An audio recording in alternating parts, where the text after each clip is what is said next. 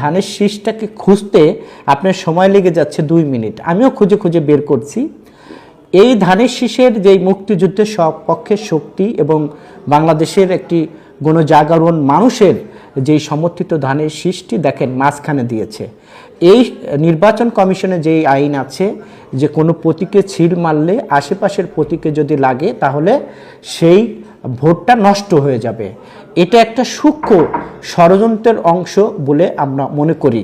এই যে আমি দেখাতে চাই যে আমি যখন ছিল মারবো, ছিল মেরে যখন ভাঁজ করব, স্বাভাবিকভাবেই উপরে আছে দোলনা, নিচে আছে নোঙ্গর, এখানে কিন্তু কালি লেগে যাবে, স্বাভাবিকভাবে এটা রিজেক্ট হয়ে যাবে।